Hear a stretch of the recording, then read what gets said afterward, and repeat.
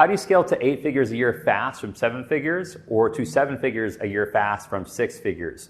What I'm going to share with you today are the 3 key business development metrics that we are currently using to scale quickly from our multi-7-figure company to 8 figures, and how to do it with very minimal risk. Let's go. All right, welcome to the channel. My name is Rob Quinn, CEO of the sales agency where we help staff, agencies, and coaches with appointment setters and closers. And today we're going to get into the 3 key business metrics that we track that have allowed us to scale very quickly into the multiple 7 figures with very minimal risk. It's going to be your CAC, your LTV, and your payback period, and we're going to dive into what those are right now. So let's start with the CAC. Now, what does that represent? That's going to be CAC. This is going to be your cost to acquire a client. Now, whereas a lot of people see like CPA, what's my cost per acquisition, this is going to be a little bit different, okay? So your cost to acquire a client is a combination of a few different metrics. So number 1 is, what does it cost you with your ads to acquire the client? So for example, if I were to acquire a client, right, high ticket client, my sales team were to sell a deal, right, and the cost to get that deal sold or to acquire the lead before it was sold, right, from ads was, let's say, $500, all right? Whereas most people would say, okay, my cost per acquisition is $500 because it only costs them $500 to acquire this lead that turned into a sale. That's simply your CPA, not your total cost to acquire a client. If you want to have this metric completely right, you need to have the other components. Okay, so your first one is going to be how much does it cost you from the ads. Next is going to be your commission. So how much are you paying out in commission for the deal that was just sold? So for example, let's say that you sold a $10,000 deal.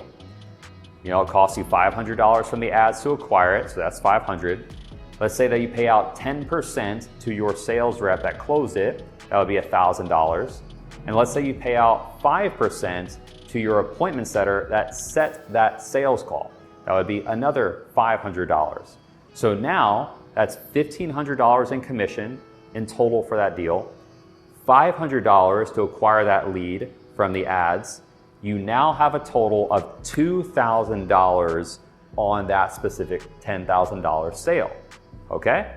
Now we have one more metric that we need to add into the CAC, cost to acquire the client, that makes up your entire cost to acquire that client. The last thing is going to be something referred to as COGS, cost of goods sold. So this would be on the back end if you have any type of maybe if you have a cost for a product, which in this case, we're using the example of a high ticket coaching product. So I would take whatever it is for my account manager to manage that one client, okay? So if I'm paying out that account manager, let's say $5,000, and they can manage up to 100 accounts. That means that account manager, I'm having to pay out $50 per account. Essentially what that averages out to be. Now, can all account managers handle 100 clients? Maybe not, maybe they can. Really just depends on how your business is set up.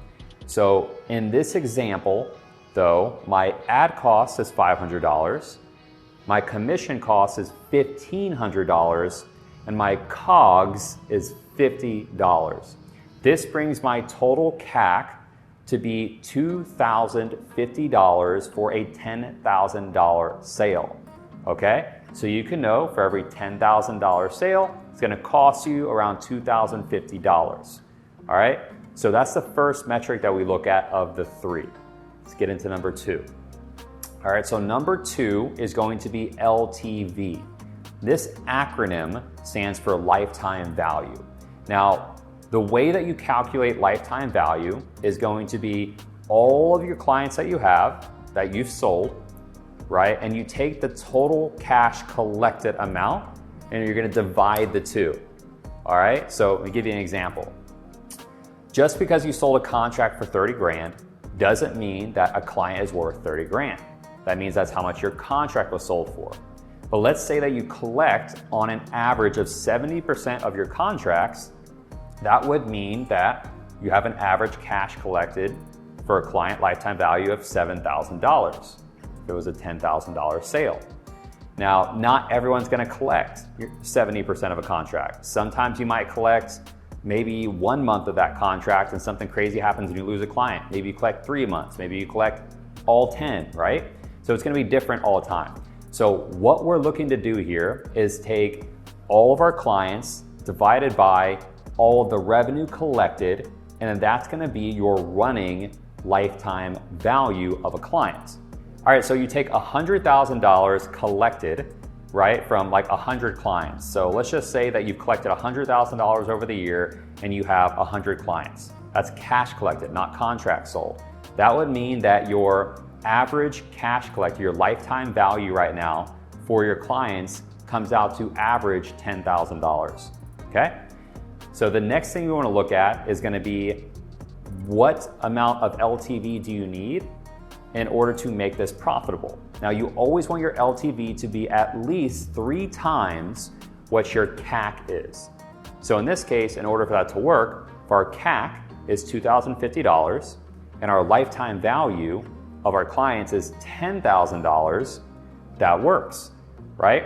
That would be close to 5 times our CAC, because we only need about $6,150 to be profitable in this example.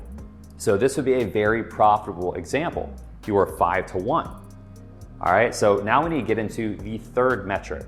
And this third metric is going to be payback period.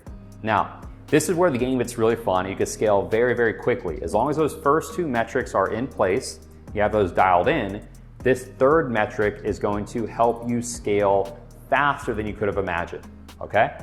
So payback period is essentially how long it takes you to pay back your cost to acquire a client, your CAC, okay? So now the goal here is to be able to pay back the cost to acquire a client in 30 days or less. So let me give you an example. What you want to do is, if it costs me $2,000 to acquire a client, that means my cash collected per call that I close needs to be greater than $2,000. So the exact example that we just ran through, our cost to acquire a client is $2,050. That would mean that my cash collected per deal closed, assuming the sales cycle is 30 days or less, needs to be equal to or greater than $2,050. If it is, that means that I could leverage something called OPM, other people's money, where you can go get loans from the bank. You can use credit cards, which are a great way to build points for, whatever the reward system is for those cards. And I can borrow as much money as I want because I know that I can pay that money back in 30 days or less with 0% interest from where I'm borrowing the money. And then I can have the banks or these different credit cards or bridge funding pay for my clients, right? I don't even have to spend my own money.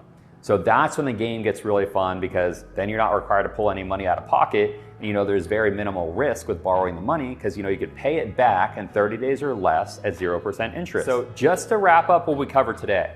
So the 3 key metrics that we are tracking in the business to scale so quickly to 8 figures with very minimal risk.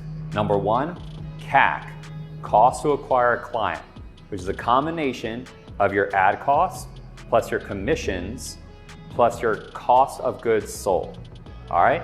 Metric number 2, lifetime value of a client, which is going to be a combination of your total amount of clients divided by total amount of cash collected for those clients.